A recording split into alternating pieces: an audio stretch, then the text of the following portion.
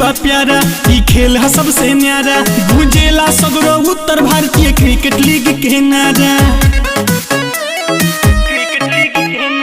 आगाज भइल बा प्यारा, ई तो खेल है सबसे न्यारा, गुंजेला उत्तर भारतीय क्रिकेट लीग के नारा। सबको मार के कस के टीम भइल तैयार हो, सबको मार के कस के टीम भइल तैयार हो। सब कहेले कि अब के कप हमार हो, सब कहेला टीमवा अब के कप हमार हो।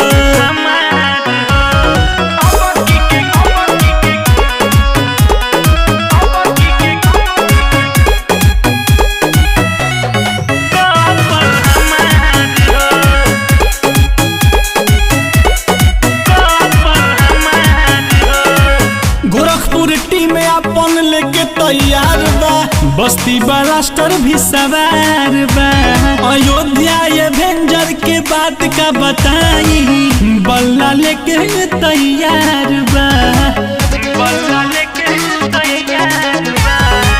गोरखपुर टीम अपन लेके तैयार बा, बस्ती बलास्टर भी सवार बा। अयोध्या एवेंजर के बात का बताई, बल्ला लेके तैयार बा।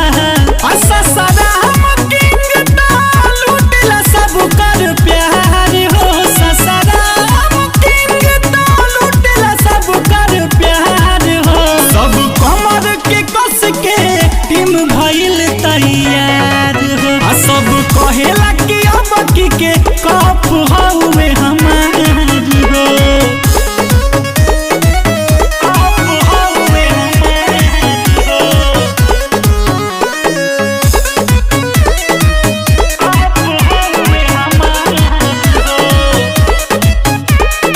लागता कि मिर्जापुर धमाल खूबे करी, देख बिहार सुपर किंग भारी पड़ी। मिर्जापुर टाइगर धमाल खूबे करी, देख बिहार सुपर किंग भारी पड़ी, देख बिहार सुपर किंग भारी पड़ी। मिर्जापुर टाइगर धमाल खूबे करी, देख बिहार सुपर किंग भारी पड़ी। मिर्जापुर टाइगर धमाल खूबे करी, देख बिहार सुपर किंग भारी पड़ी। सब